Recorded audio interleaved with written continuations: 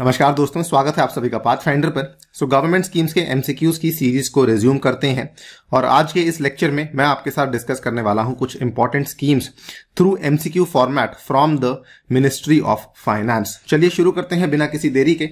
यदि आप लोग इस लेक्चर की पीडीएफ को डाउनलोड करना चाहते हैं तो यहां पर दिए गए टेलीग्राम चैनल के माध्यम से कर सकते हैं।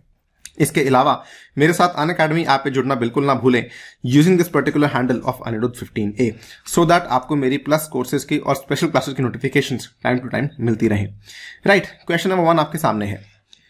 Consider the following statements about the scheme for remission of duties and taxes on exported products। हाल ही में रिलीज करी गई ये स्कीम है RODTEP।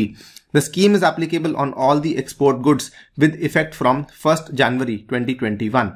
The scheme is World Bank compliant and it replaces the erstwhile MEIS and ROSCTL scheme।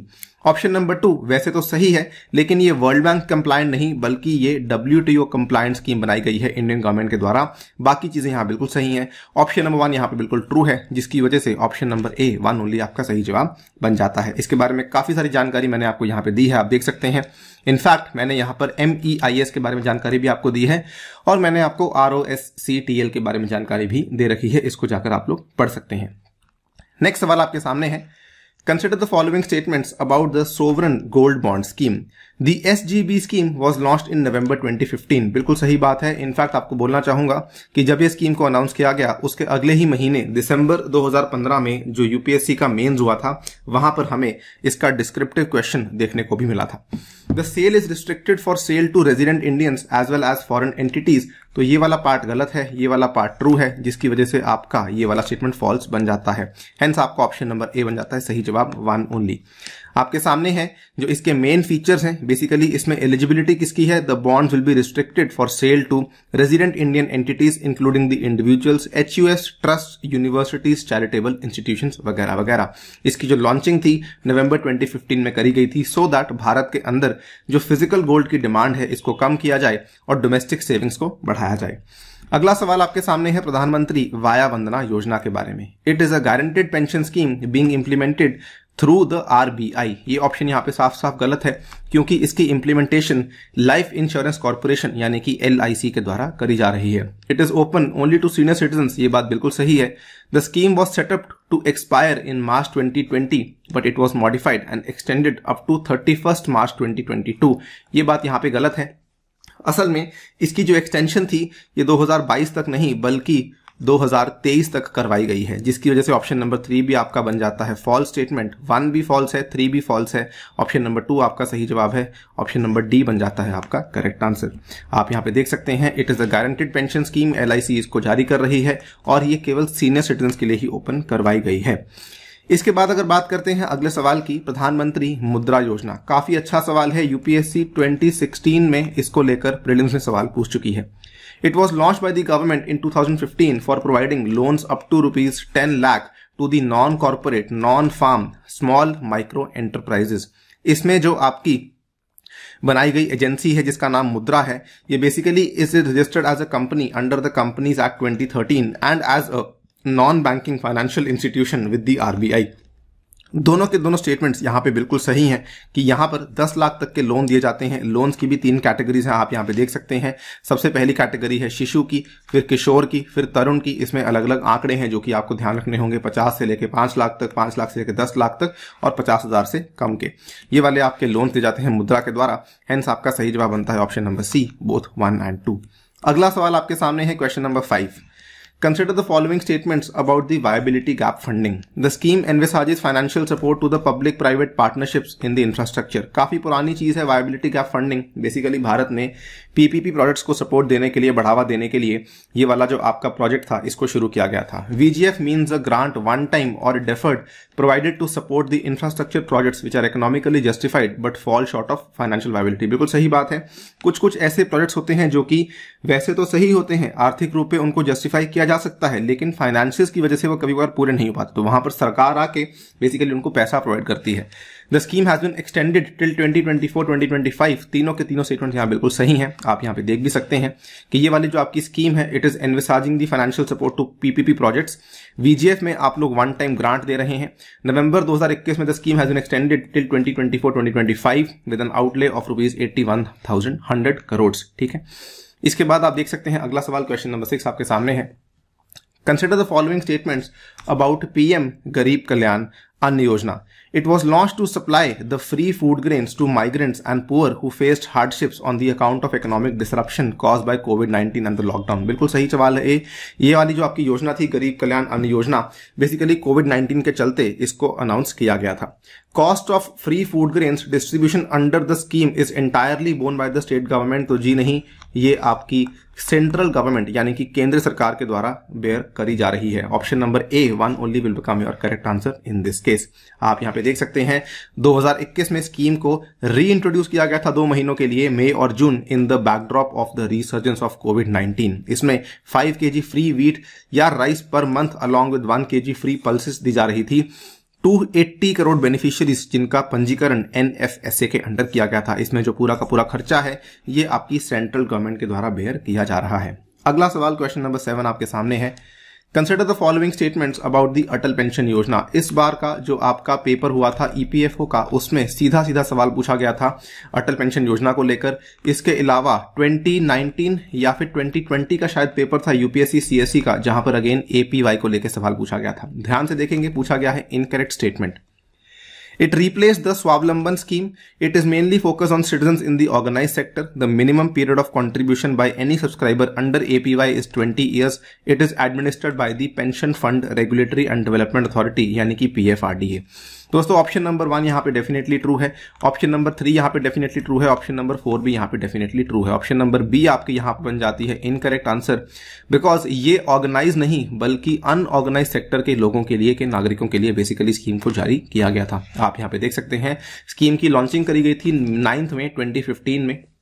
उस time पर government के द्वारा वित्तीय समावेश के लिए काफी सारी स्कीम्स को शुरू किया गया था। सबसे नंबर 1 स्कीम आपको बताना चाहूंगा जिसको शुरू किया गया था, दैट वाज जनधन योजना। उसके बाद आपकी अटल पेंशन योजना, उसके बाद आपकी जीवन ज्योति योजना, उसके बाद आपकी जीवन बीमा योजना। तो accidental insurance, life insurance, unorganised sector के लिए एपीवाई और जनधन योजना फाइनेंशियल इंक्लूजन के लिए, ये 3-4 स्कीम्स थी जो कि हमारी वित्तीय समावेश कार्यक्रम के तहत शुरू करी गई थी। ये एक बहुत ही बड़ा कार्यक्रम था जो कि सरकार ने उस टाइम पे चलाया था। तो आप यहाँ पे देख सकते हैं कि 2015 9 मई को स्कीम को जारी किया गया था और ये बेसिकली अनऑर्गेनाइज सेक्टर के वर्कर्स के लिए जारी किया गया था। इट रिप्लेस द स्वावलंबन स्कीम, बिल्कुल सही बात है, इसको पीएफआरडीए के द्वारा चलाया जाता है। इसके ये वाले प्रावधान काफी इंपॉर्टेंट है, इसको लेके सीधा सीधा सवाल आपसे पूछा जा सकता है। इसको प्लीज एक बार पॉज करिए, डेफिनेटली इनको पढ़िए, यहां पर से क्वेश्चन आने के चांसेस काफी ज्यादा हैं। क्वेश्चन नंबर 8 आपके सामने है। बात करते हैं नेशनल पेंशन योजना के बारे में।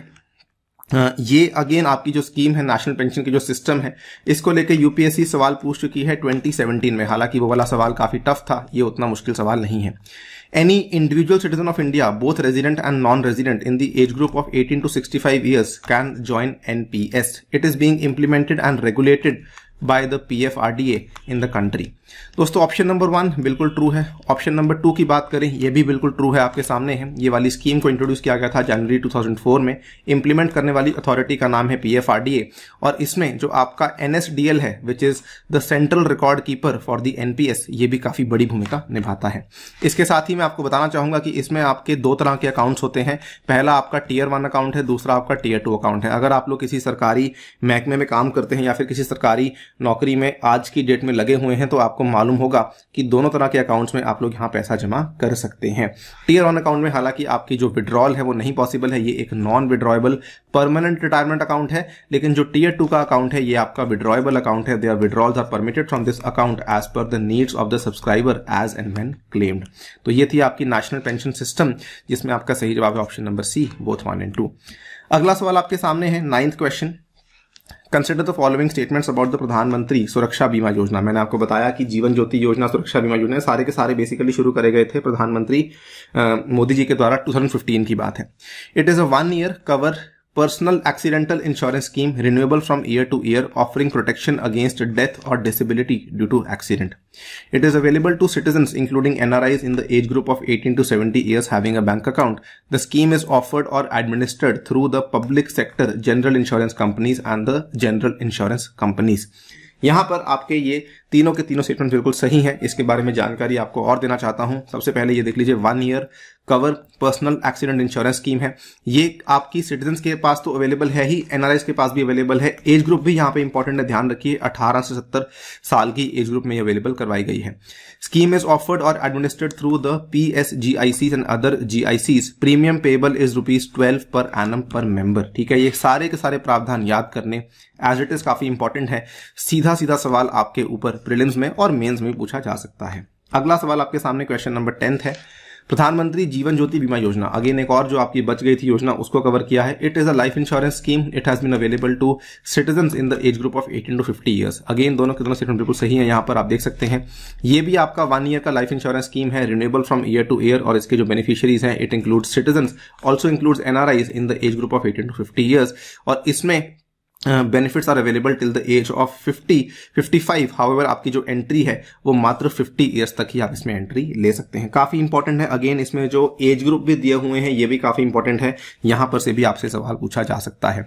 इसमें जो आपका कवरेज दिया जाता है दोस्तों, ये 2 लाख का होता है in case of death due to any reason. Its charges an annual premium of ₹330। The risk cover under the PMJJBY is applicable only after the first 45 days. ये भी इंपॉर्टेंट है कि नॉर्मली अगर आप लोग कोई यहां पर स्कीम लेते हैं तो आपका रिस्क कवर अगले दिन से शुरू हो जाता है, लेकिन इस केस में 45 डेज का आपको वेट करना पड़ता है। ये कुछ स्कीम्स थी जो मैं आपके साथ कवर करना चाहता था। इसके अलावा कुछ और स्कीम्स हैं जो कि मेरी आपसे रिक्वेस्ट है कि इनको जाके देख लीजिए। Pradhanmantri Jandhan Yojana, gold monetisation scheme, stand up India scheme and the PLI scheme. तो ये थी आपकी एक छोटी सी वीडियो जिसमें हमने आपको जानकारी दी regarding the various schemes from the ministry of finance. जाने से पहले आपको बताना चाहूंगा कि अगर आप लोग मुझसे मॉडर्न इंडिया पढ़ना चाहते हैं तो हम एक MCQ सीरीज चला रहे हैं ऑन द अनअकैडमी ऐप, जिसमें आके आप लोग हिस्सा ले सकते हैं। इसकी ये वाली क्लासेस अभी पेंडिंग है, इनको आकर आप लोग डेफिनेटली देखिए। इनके लिंक्स आपको मेरे टेलीग्राम चैनल के ऊपर अवेलेबल करवा दिए जाएंगे। इसके अलावा अगर आप लोग UPSC CSC की तैयारी करना चाहते हैं और अनअकैडमी स्कॉलरशिप पाना चाहते हैं तो आपके लिए सुनहरा मौका है, बिकॉज अनअकैडमी आपके लिए लेकर आया है UPSC CSC मेगा कॉम्बैट, जो कि होने वाला है